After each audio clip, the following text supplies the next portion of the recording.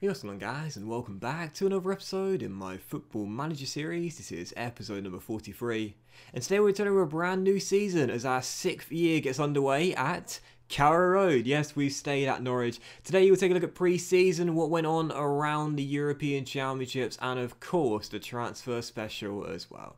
Let's get to that first. And I'm sure you guys will be interested to know what happened with Manchester City in the summer transfer window. If you follow me on Twitter at Docklanders, you would already know exactly what happened with Napoli, Man City and Juventus as well. But I'll discuss it in detail in just a moment's time. But to start with the transfer special, of course, and the departures from the club in the summer. And we will begin with players that were either released or left on freeze. And of course, the most noteworthy one, as you can see, is that Gelson Fernandes decided to retire, and unfortunately after coming back for a year has now hung up his boots. So very sad to see that happen, but I'm sure at some point he'll join our backroom staff. But as the players that left us on deals in the summer, first and foremost you can see Ludwig Giroux left on a free transfer. Streets won't forget Giroux. He's gone to New York City though. I was totally fine with that as he was out of contract in the summer.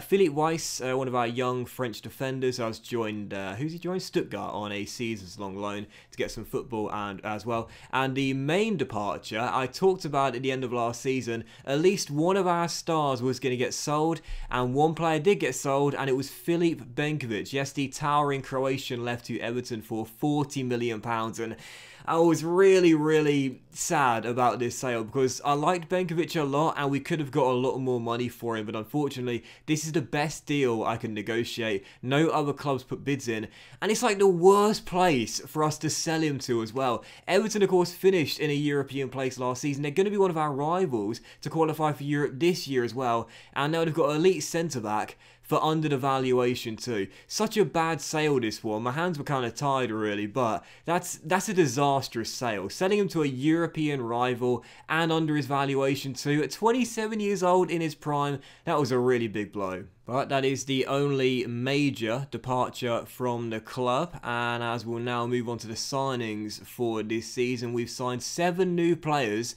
for season 6, and the question is, whilst our squad has got thicker, has it got better, and will it be good enough to qualify for Europe once again? Well, I'm going to reveal the signings one by one, and let's just get straight to it. And we shall start off with a young Portuguese teenager. This is a deal I agreed during last season, but it didn't go through until the summer. He's got striker as his natural role, but he's never going to play striker for me with 6 finishing. So, yeah, I'm training him to play central midfield right now because, again, he's not a striker with these stats here. So, he looks like he could be really good in the future. Interestingly enough, he was one of those random new gen / regens that doesn't have a club and is just floating around the world attached to no one. And there was interest from Arsenal, Manchester United, Spurs, I think Barcelona as well. But he decided to come here instead to develop his game, and he enjoys our under-23s. Next up, another great young teenage talent. We've got so many of them, we're just not developing them properly at the moment. And Moises is the latest to join us. Now, we signed him, again, midway through last season for, I think it was £4 million from Cruzeiro. And, you know, he looks pretty decent. He's only 18 years old, and he's got some really good stats to begin with as well. I don't think he should be playing out on the wings, even though it is his natural position, because he's got a real lack of pace. To me, he's more suited to be playing through the middle of the park with great first touch, great passing, decent vision, and good technique and decisions as well. So Moises is in. I think he's more suited to be playing through the middle of the park. And again, we've got so many of these great teenage talents. We just need to see them kick on with their development and become great players. At the moment, it's just not happening. But another player with a good future here if he kicks on. And this is another one of those good young players. However, this one is a couple years older.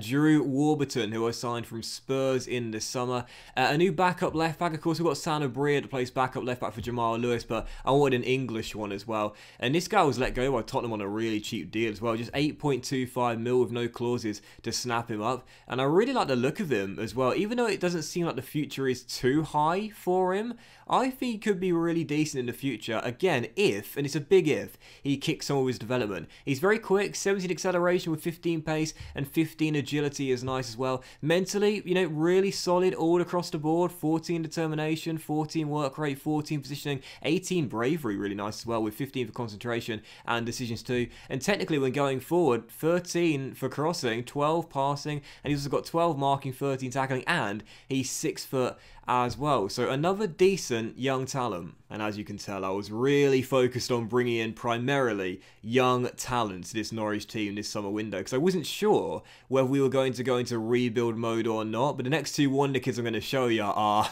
well, let's just say they're special players. So we'll start off with Abdelghani Belhawa. And I'm sure that's not how you pronounce his name, but I might call him Abby.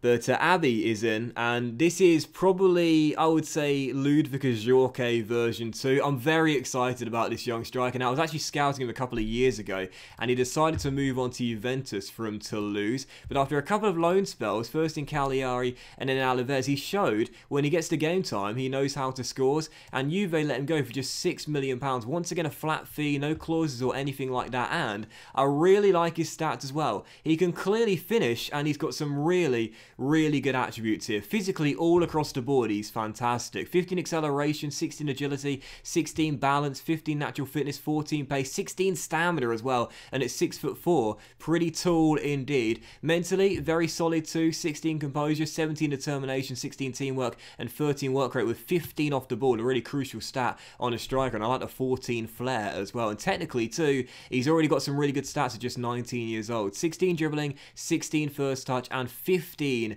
for finishing as well. Abby looks very decent indeed, and again, he looks like the upgrade from Ludwig Jorge, you know, very tall, physically really good, mentally pretty sound, and technically too, very nice indeed. So for just £6 million, one to watch for the future. But with just 3 more players to show you. Oh, which one do I go with first? This is such a difficult decision. Now we go with either one of the most expensive signings in Norwich City Football Club history, a veteran freebie that could be the steal of the series, or probably my favourite wonder kid has saved so far. I don't know. Let's go with a freebie. Let's go with a veteran freebie. And I'm so happy to bring this guy in. And whilst I was sad about losing Benkovic, what a replacement we've picked up to replace the Croatian with. Welcome to Carrow Road, Kalidou Koulibaly. And this guy, even at 33 years old, has still got it. Yes, the Senegalese international is still in his prime and described as an elite centre-back. And whilst we might have undersold Benkovic for £40 million, to snap up Koulibaly, who's been a regular in Napoli's team for almost a decade, on a freebie on just £30,000 a week.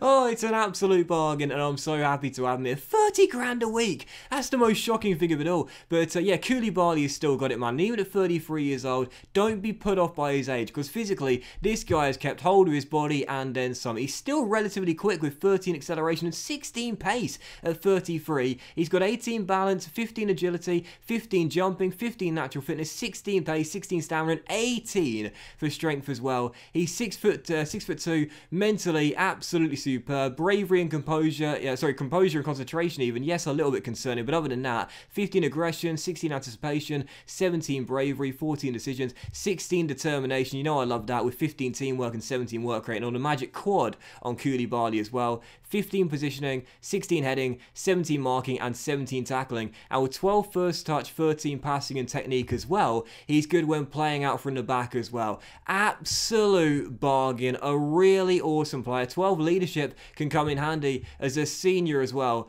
And again, on just 30 grand a week, that's the most surprising part of this deal. £30,000 a week for a player that is still, even at 33, in my opinion, in his prime. So absolute bargain, absolute steal, perhaps the steal of the series. Kalidou Koulibaly, welcome to Carrow Road. This is an absolute bargain. And with just 2 more signings to show you, I think I will go with the Wonder Kid next. And I teased you his mental stats on Twitter yesterday.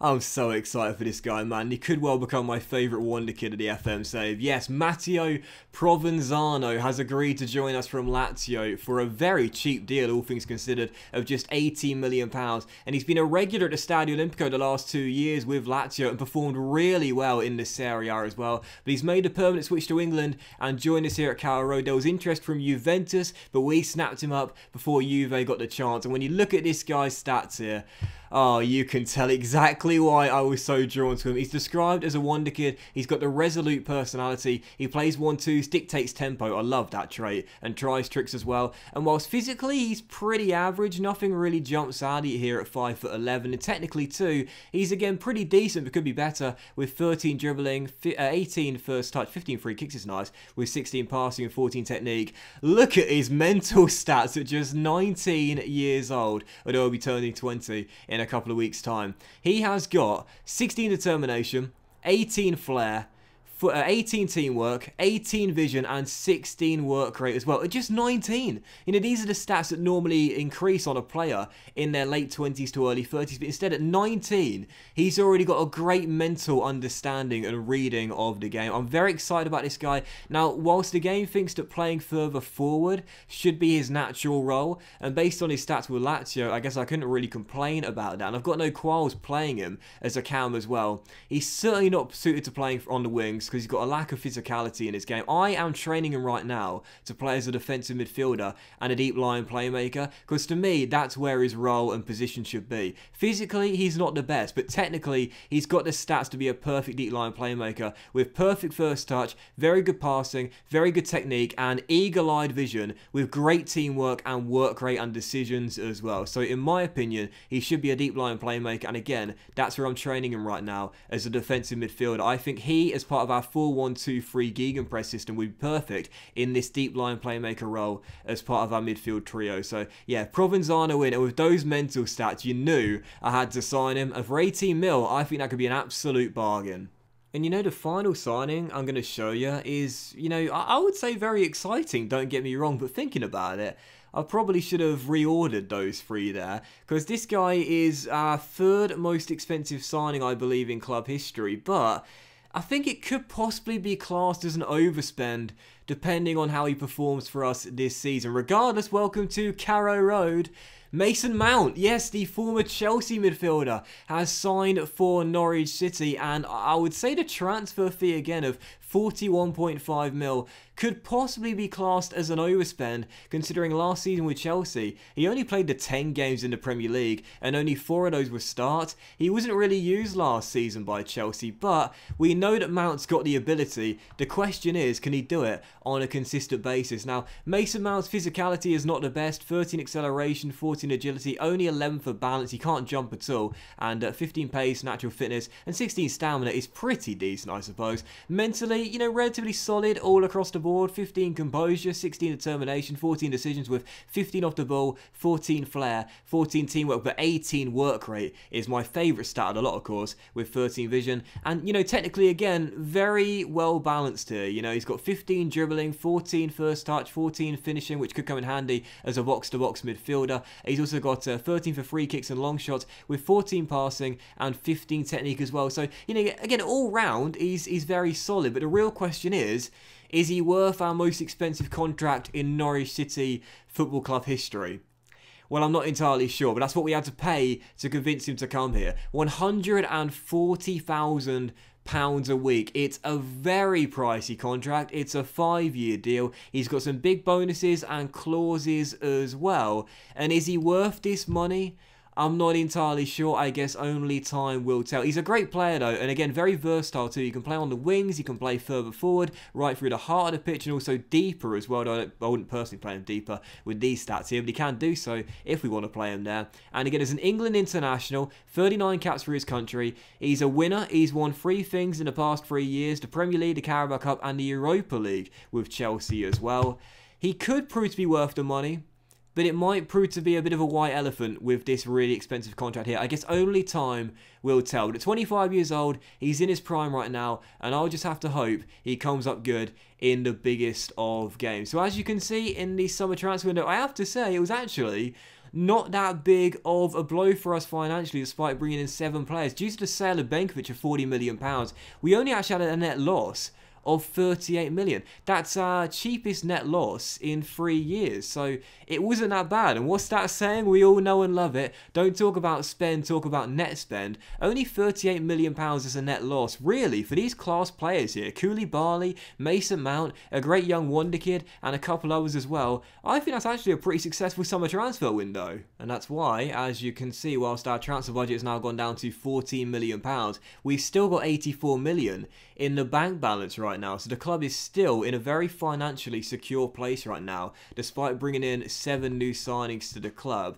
But before we go any further, I know you guys are going to be really interested to find out what happened in the summer with regards to my position as Norwich City manager. As you know, as I'm now studying for the Continental Pro licence, the highest continental qualification you can have. As you know, there was interest from Manchester City, and I did have 3 job interviews in the summer. They were with Manchester City, Napoli, and Juventus as well. Now, unfortunately, Man City opted to go with Mauricio Pochettino, so sadly the Argentine took the job I would have taken there. Napoli, I'm kind of glad, didn't decide to offer me the job. They gave it to Simone Inzaghi, but he's been asked to win the league title with Napoli every year he's there. And whilst the side is decent, don't get me wrong, it is aging a little bit. So that, you know, their best players right now are in their late 20s and early 30s, and he's only got a 17 million pound transfer budget to work with there too. So I'm kind of glad Napoli didn't offer me the job. But the one I really wanted, I said I didn't want it on Twitter, but I kind of did secretly, was Juventus. Now, when I met the Juventus board, they said they were willing to give me a transfer budget of 105 million, and in the first season too, they just wanted me to qualify for the Champions League. No challenge for the title, no win the title, just qualify for the Champions League. So very little expectation, tons and tons of money. It's now the post-Cristiano Ronaldo era, because he just retired in the summer. I would have loved to have been given the job, but instead they opted to go for Thomas Tuchel instead. Can't really blame them, because Tuchel, of course, is a much more established manager, much more, you know, winnable manager, if you will, and has the Continental Pro licence and a high reputation too. But oh, Juve, I would have loved to have had that job, but sadly they turned me down. Maybe in the future, you never know. But that's what happened with those 3 clubs there. No other interviews, nothing else to report. Unfortunately, all 3 of those clubs there decided not to take a punt on me. Moving on, and I know you guys will be interested in the European Championship, where, as you can see, France did it this season. They beat Italy in the final by a goal to 0. Can I show you the tree? How do I get the tree? Normally there's a way I can show you. There we are, the tree there. Hold on a second. Wait. There we go. So yeah, France won the European Championship this season. So they won the World Cup back in 2018. Now they've won the Euros here in 2024. They're really successful right now as a nation. And you might be wondering what players of ours went to the Euros this season. Well, for England, we did see an interesting call-up for the Euros.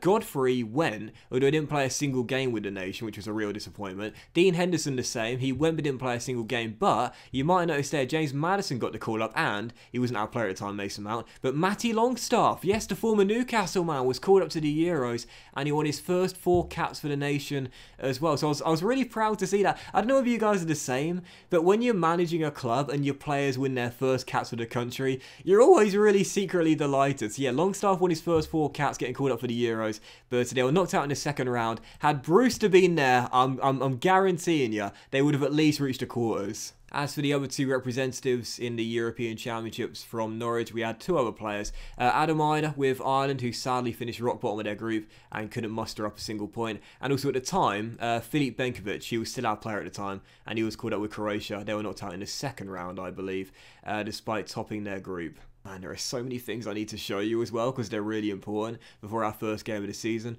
but I'll try and be as quick as possible. First, in the dynamic screen, as you can see, our team cohesion is good, the dressing room atmosphere is very good, and the managerial support is excellent as well. We've got 3 issues right now. Farines, who was disappointed I didn't let him go to Bayern Munich, but the bid was just stupidly poor of like 13 mil, so I'm offering him a new contract soon, and he should be staying here. I've given Vasilic a new contract, more on that in a minute, and also Brewster had interest from Arsenal, but that's now been dropped. And the bid they put in was £60 million, but in my opinion, he's worth more than that despite the low market valuation. The hierarchy, as you can see, with the 3 team leaders for the season are Sander Berger, Brewster, and Godfrey the captain. And in the social groups right now, we've got 3 splits at the moment. In the team report, we've got slightly more strengths than weaknesses, I believe, or about the same. But as for the squad depth for the team as well, you know, I say this every single year, but I really do truthfully mean it. once again, I think we've got slightly more depth than last season and a slightly better team than last season, despite losing Benkovic, which is a blow. Bringing in Koulibaly kind of softens that blow a little bit. And again, I say this every year, but we're making slight, slow and steady, gradual improvement year after year. And as for the current contract situation with the clubs as well, once again, I'm about to give Farines a new deal, so expect him to get a new contract soon. He only wants about 60 grand a week, so we'll be getting that not before long. Vasilic is in the process of signing a new contract, so that should go through in a few days as well. That'll clear up his unhappiness. And also, I gave some new contracts as well. Max Aaron's got a 1-year extension on his deal. He's now on £71,000 a week, and it expires in 5 years' time. That killed off the interest from Arsenal and Spurs. And also, who else did I give a contract to? Oh yeah, James Maddison. Maddison had interest from Spurs, but I also gave him a 1-year extension too. He's now on £100,000 a week, and whilst he started off poorly last season, he really picked up in the second half of the campaign, so I think he justifies that. And Maddison will be staying here as well. I don't think I gave anyone else. Oh yes, I did. I gave 2 other contracts, didn't I? First to Sander Berger. You would have seen us on Twitter yesterday afternoon, but Berger is staying. He's now on £115,000 a week. It's a 4-year deal, so a 2-year extension, but Berger is our best player in this team. He's a world-class midfielder. This guy could walk into any team in major European football, so Sander Berger is staying. He should be playing at a higher level, but instead he's staying at Carrow Road. And also Emi Buendia as well. Now yesterday, interesting news about this, I accepted an offer from a Chinese side of £60 million, but I had a change of heart and decided to keep him here. We gave him a new 4-year deal, so it's a 2-year extension, and he's only on £50,000 a week as well. So Emi Buendia stays just because I've got such an attachment to Buendia. He's a superstar, and on his day, he's literally unplayable. And at 27 years old, he's in his prime right now as well. What other player can do what Buendia can do? What other player we could sign that has his stats? Basically no one really. So Emi stays, Berger stays, and yeah, expensive contracts for Berger and Maddison in particular, but I'm happy that we've tied those guys down. And with no European football this season, these are our competition expectations. In the Carabao Cup, we've been asked to reach the quarter-final. I doubt that'll happen because that's, of course, our lowest priority, and we always feel the weak inside for those games. The FA Cup, we've been asked to reach the quarter-final. Last year, of course, got to the semi-finals for the first time. I'm targeting another semi-final place this season. And once again in the Premier League, the board has said top half. So, you know, the best thing about managing Norwich is they're giving me so much time to build this team up. We don't have to break into the top 7, even though we want to, and that's my personal expectation. The board are totally fine with 8th to 10th. I gotta love this board, man. They're giving me so much time, and I'm very grateful for it. But as a pre-season, a real brief look at what happened in pre-season. As you can see, it was quite a mixed pre-season, really. We lost our first game, drew 3, and won the rest, including our Carrow Cup, and also the Norwich United Get the Testosterone Flowing game by 12 goals to 0. And these are our fixtures for this season, kicking off with Brentford away. And yeah, this is how it's looking for our 6th season at Carrow Road. So, after a very long introduction, I believe we should just get straight into it with the first game of the season. And we are indeed away against a newly promoted side, Brentford in London, as we go in search of a winning start to our 6th season at Carrow Road. So heading to the game, as you can see on the injury report right now, only Karamoko Dembele is coming back from a pulled calf muscle. Everyone else is fine, but Sanabria and Abbey are both away at the Olympics right now, and they're about to play each other tomorrow, I believe, in the gold medal game for France under-23s and Argentina under-23s as well. So heading to the game, we're going to stick with a 4-1-2-3 gegenpress that we used towards the end of last season. I believe it is our best system, and don't expect us to play the 4-2-3-1 much this season. The 4-1-2-3, I believe, is now our best system. So, Farines is in goal. It's about for Lewis, Basia, Godfrey and Aaron's with Sander, Longstaff and Maddison through the middle. Vukasin starts on the left-hand side. I believe in Vasilic, I do. Buendia on the right and Brewster up top. And on the bench, Henderson, Koulibaly, Madu, Provenzano, Mount Eze and Adamaida as well. So, first game, it's Brentford away. Let's kick the season off with a win. Come on, you Canaries. I so badly want Vasilic to succeed, man. I really do. As I'll passionately say to the boys, let's give the fans something to cheer today. You know, he's a really great player, and one thing I have to keep reminding myself of is the fact he's only 20 years old. So he's got a long way to go in his career. And one of the big bonuses with Vukasin as well is that after this season, so long as we don't loan him out, which was my initial intention, he'll get the homegrown trained at club status as well, which is really crucial for European squad registration rules.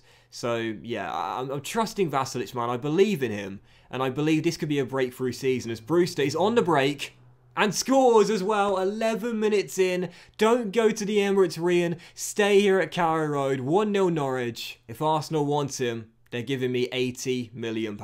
Simple as that. He's worth that. He's more than worth that, in my opinion. Such a young striker, so clinical, and nuts puts it through the goalkeeper's legs as we take the lead. 1-0 up, 12 minutes in. What a surprise. It's Mr. Big Game. All three of my big signings for the season left on the bench for this game because I trust this Norwich team, I really do, as Montiel steps in from the right-hand side and finds Jude Bellingham, who surrendered possession for our first goal, but might make up for it with a lovely ball through to Montiel, who will get round Jamal Lewis, and his shot straight at Farines, still 1-0. Free kick, Maddison to take, and Longstaff heads in and makes it 2-0. The English boys linking up. They did that during the Euros, I'm sure. Maddison to Matty, and it's 2-0. This team is more than good enough to be playing European football, and I love how many good British and Irish players we've got here as well. Jamal Lewis and Adam Ider from Northern Ireland and Republic of Ireland respectively, but we've got so many great English players in this Norwich team as Montiel is sent forward and plays it back to El Unity, who shoots, and Farines beats it behind for a corner.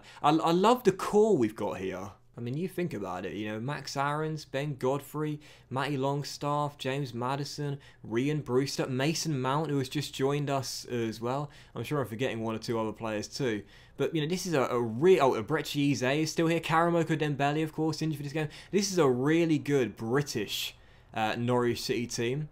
You know, we should be in Europe, man. As far as I'm concerned, whilst the board might say top half, if we fail to break into the top 7 for next season's European football, I'll be very disappointed indeed as Longstaff finds Buendia, and we go in search of a third goal here before the break as Vasilic heads on and off the crossbar, still 2-0. Right for Norwich, and Max is going to take it and launch it into Buendia, who heads down to Maddison, controls and shoots and scores, and it's 3-0 to Norwich City. And that's why James Maddison is worth £100,000 a week. I know he started off the season last year poorly, but he really picked it up in the second half of the campaign, and he's a really awesome player. We were playing through the middle of the park or on the left-hand side. He gets the job done. 3-0 Norwich, half an hour to go. 3 points in the bag on the opening day. But Vasilic on a 6.9. Come on, Vukasin, for goodness sake, do something. I believe in you, but you really let me down last season. And this has not been a great start for him on the opening day here either. As Forrest, oh, he's denied by a great save by Farines. Buendia attacking down the right-hand side with one man to beat. Can he step in field? He can indeed. Oh, Emi Buendia, lovely work. Good cross too, and Maddison's header is blocked and cleared. That's what Buendia can do that so few other players we could sign could do for us. Those moments of magic where he just picks the ball up, drives forward, beats a couple of players. It's, dare I say it, Jason-esque. So there we go. It's a win on the opening day. We remain at Carrow Road. But is this the season we break into the top 4 perhaps? Maybe being a bit too ambitious, but after a fantastic 3-0 win away in London, I was very happy with that performance there. So start as you mean to go on, Norwich City with the 3-0 victory. Didn't allow we miss Benkovic out there, did we? As we get a very good victory on match day 1. But that was today's episode of the Football Manager series, guys. So big thank you for watching. Really hope you have enjoyed it. And if you did enjoy today's episode, then please do drop a like. Much love to you all. Have a fantastic day. And I think what we'll do is we'll play through all of August, all of September and all of October as well, and come back with a very big doubleheader in November with Manchester United at home and Spurs away as well. Yeah, let's do that. Let's gather some pace, and with no European football this season, that could be a blessing in disguise with more time for our players to recover. Have a great day, guys. Much love to you all, and I'll see you for the next episode of the Football Manager series very soon.